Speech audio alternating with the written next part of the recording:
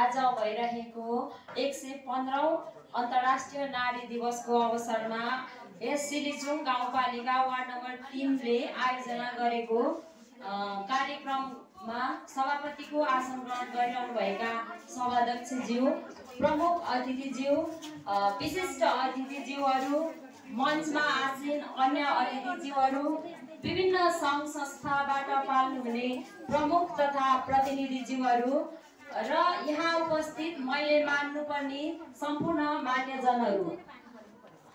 आज मिति 2000 विक्रम सम्वत 2081 साल फागुन 24 गते अर्थात् सन् 2025 मार्च 8 को दिन, यो दिन हामी सम्पूर्ण महिलाहरूको लागि एकदमै विशेष र महत्त्वपूर्ण दिन हो।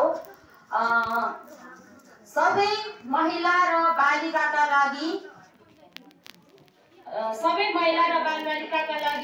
अधिकार, समानता र सशक्तिकरण भन्ने मूल नाराका साथ आज हामी विश्वभरि अन्तर्राष्ट्रिय नारी दिवस मनाइरहेका छौं र यो दिवसको अवसरमा यहाँ उपस्थित हुनुहुने सम्पूर्ण महानुभावहरूलाई म हार्दिक मङ्गलमय शुभकामना व्यक्त गर्न चाहन्छु।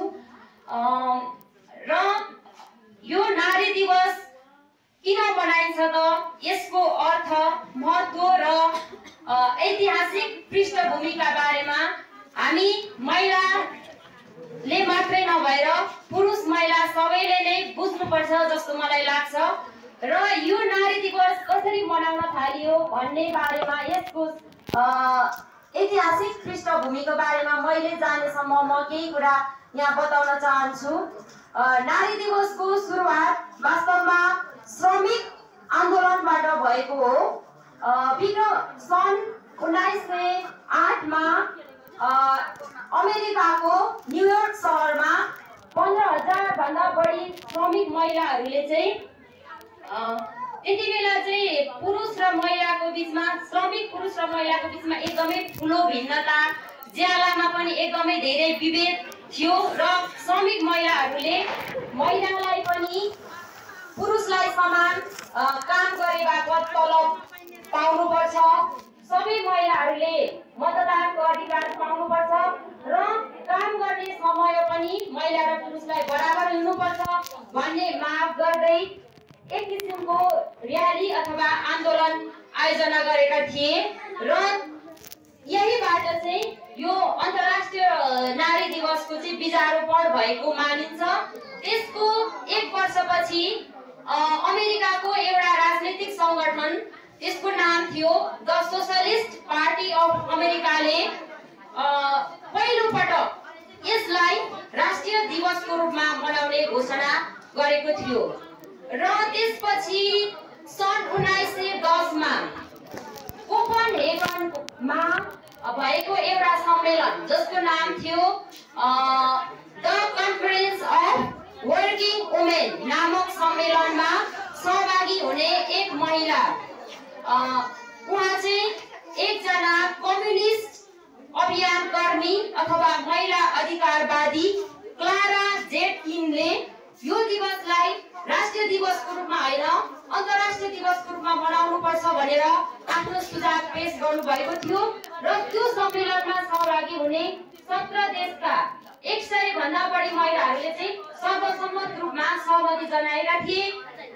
त्यसपछि चाहिँ त्यो घटना सन् 1910 को हो र त्यसपछि सन् 1911 देखि भने यो दिवसलाई अन्तर्राष्ट्रिय नारी दिवसको रूपमा मनाउन थालिएको हो। अब यो नारी दिवसलाई किन मार्च 8 मै मनाइन्छ त? अंग्रेजी पात्र अनुसार हामी नारी दिवस मार्च 8 मा मनाउँछौं।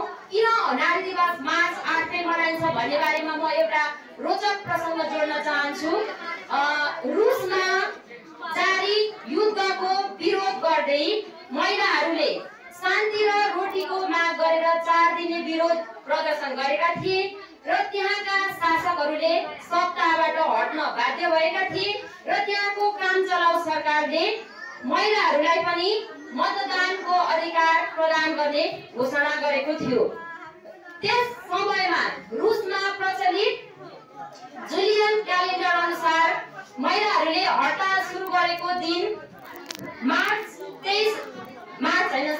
फेब्रुअरी 23 रहेको थियो र अर्को एग्रोरियन क्यालेन्डर अनुसार भने त्यो दिन मार्च 8 भएकाले मार्च 8 लाई हामीले त्यसपछि यता चाहिँ अन्तर्राष्ट्रिय नारी दिवसको रूपमा मनाउँदै आएका छौं।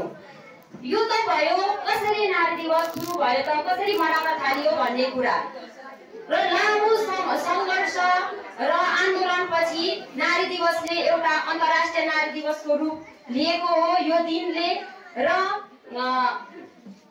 यो यत्रो लामो समयको आन्दोलन र आन्दोलनपछि हामीले यो महिलाहरूको बीचमा धेरै अहिले समानता देख्छौँ। महिलाहरू पनि धेरै अगाडि पुगिसकेका छन् र यसरी हामीले अन्तर्राष्ट्रिय रूपमा मार्च 8 लाई नारी दिवसको रूपमा मनाइरहँदा धेरै साहसी विद्वान वैज्ञानिक महिलाहरूलाई बिर्सन हुँदैन। जस्तै झाँसीकी रानी, आङ सान सुकी, वैज्ञानिक म्याडम क्युरी, क्वीन एलिजाबेथ, नेपालका पनि पासाङ लामो शेर्पा, अनुराधा कोइराला जस्ता नारीहरू जसले चाहिँ नारीको लागि आवाज उठाएर आफ्नो क्षेत्रबाट एकदमै महत्त्वपूर्ण योगदान दिएका छन्। ती महिलाहरूलाई हामीले बिर्सन हुँदैन भन्न चाहन्छु। र नेपालको सन्दर्भमा भन्नुपर्दा हामीले विक्रम सम्वत 2016 देखि हाम्रो देशमा पनि नारी दिवस मनाउन थालेका हौं र हाम्रो देशको संविधान नेपालको संविधान 2072 मा पनि यसको भाग 3 धारा 38 मा महिलाका बारेमा एकदमै महत्त्वपूर्ण कुराहरू उल्लेख गरिएको छ। महिलालाई समान व्यवहार गर्नुपर्छ, महिलालाई पनि अगाडि बढाउनुपर्छ भन्ने कुराहरू यो संविधानमा पनि उल्लेख गरिएको छ र हामीले हाम्रो देशमा महिला राष्ट्रपतिको रूपमा विद्यादेवी भण्डारीलाई पनि पाएका हौं।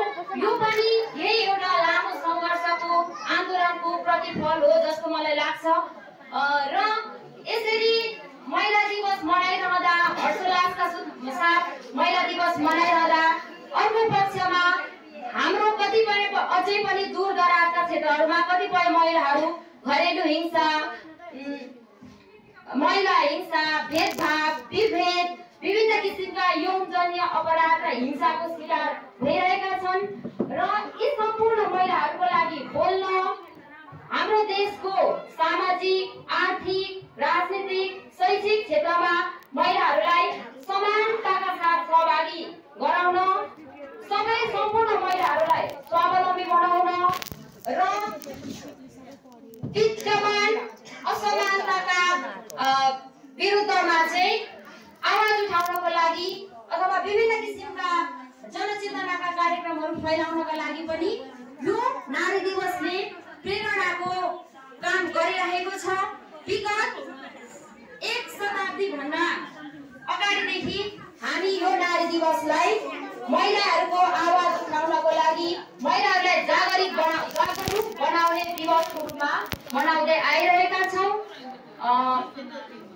र भोलिका दिनमा पनि यसरी नै मनाउने छौं।